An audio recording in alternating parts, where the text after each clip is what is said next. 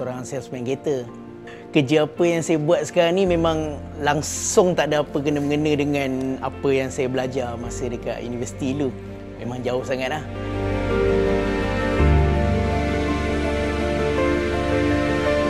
Sekarang ni nak ikutkan kita dapat kerja dengan apa ijazah yang kita ada, apa kelulusan yang kita ada bukan senang.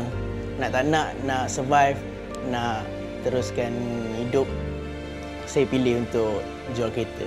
Boleh tahan apa jadi salesman kereta. Tapi itulah, sejak PKP ni semua jadi stuck kan. Bisnes semua slow. Hai, saya Chef Didi. Pada tahun 2019, saya telah pun menceburi dalam bisnes nasi campur ataupun nasi padang di sebuah restoran in Bangsar. Bila 2020 menjelma, saya punya impian adalah untuk menjadi seorang penjual nasi campur yang terkenal di Kuala Lumpur, and of course saya teringin nak ada 3, 4, 5 cawangan.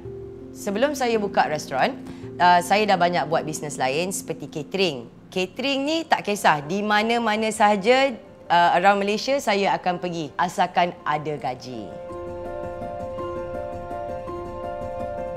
Saya ni jenis orang yang memang suka menyimpan sebab saya jenis yang suka planning at least 5 years ahead. Tapi masalah saya pada ujung tahun 2019 saya decided untuk buka gerai makan. Jadi saya telah pun mengeluarkan semua duit saving saya ada dan spendkan dalam kedai saya. So I remember exactly on 17 March pengumuman berlaku di mana PKP diumumkan, COVID start menjajah ke Malaysia. Jadi di waktu itu saya tak sedar lagi. After 1 week, 2 weeks, 3 weeks, sampailah waktu 30 Mac, saya sedar yang saya masih kena bayar rental.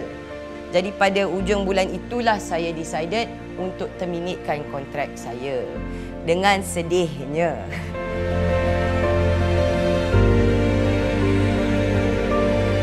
Saya sekarang kerja dengan agensi pelancongan disebabkan sekatan perjalanan dan juga tak boleh rentas negeri. Ramai ketetangan syarikat ditamatkan perkhidmatan. Saya bersyukurlah saya masih ada kerja walaupun gaji dah dipotong daripada PKP yang pertama ni.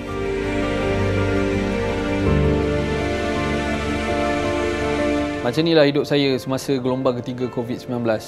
Kerja dari rumah atau work from home dah jadi kebiasaan dah. Bekerja dari rumah ni sebenarnya ada bagusnya, ada sebaliknya lah.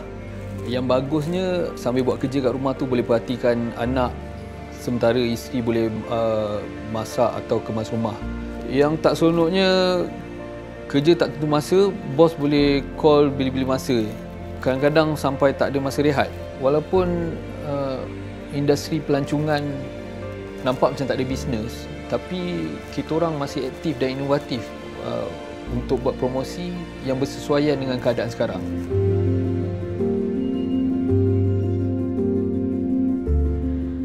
Mak saya lah yang jadi pembakar semangat saya untuk saya boleh terus bertahan dekat ibu kota ni. Yalah, sebab saya daripada kecil diajar saya untuk menabung, menyimpan untuk hari akan datang kan, untuk hari kita tak tahu hari akan datang kan. Saya ni boleh dikategorikan bukan family yang senang lah. Saya ni boleh kata family yang sederhana lah. Waktu kat college dulu, ayah saya lah yang bagi saya duit belanja setiap bulan 200. Itulah saya agihkan untuk penggunaan sebulan. Beli buku, makan, minum. Tapi walau macam mana pun saya akan asingkan sedikit untuk buat simpanan. Bila saya dapat tahu yang ASB ada akaun untuk remaja, saya pun apa lagi terus buka akaun, lepas tu saya terus simpan dekat ASB. Daripada saya simpan macam tu, baik saya simpan ke ASB, boleh juga dapat dividen kan.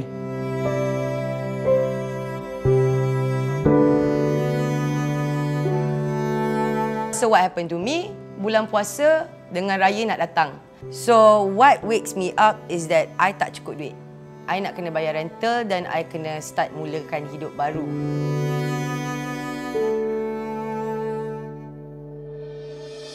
Jadi dari situ, I start buat I punya online business. After a few trials and dengan nasihat orang, belajar this online thing, sebab you need to understand, I am a chef and a restaurant owner.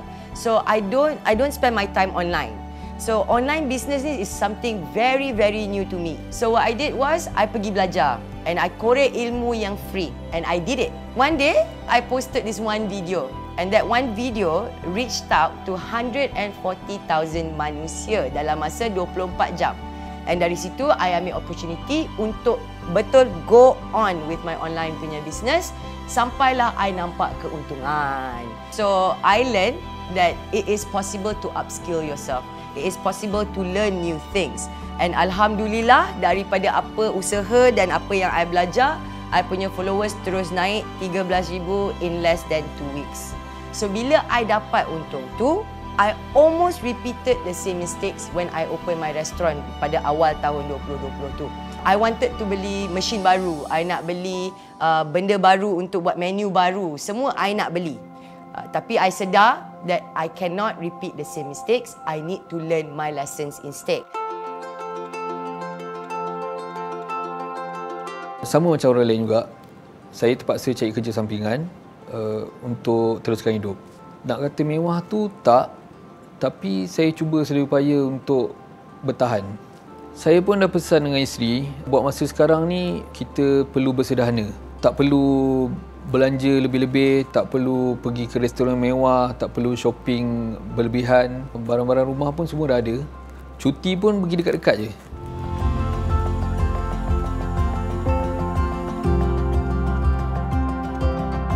Kesian pula nak susahkan diorang sebab masing-masing pun ada masalah sendiri. Nasib baiklah ada moratorium.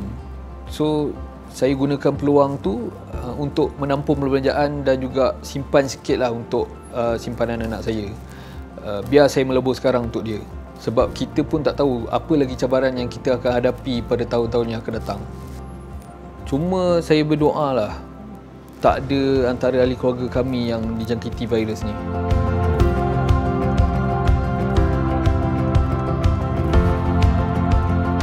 Dia sebenarnya kita kena tahu bezakan sama ada keperluan dan juga kehendak. Dan kita perlu utamakan keperluan kita dulu, barulah kita boleh fikirkan pasal kita punya kehendak. Masa saya baru habis universiti dulu, saya terus cari kerja sana, kerja sini, tapi semua tak dapat kerja tetap, kerja sementara je kan.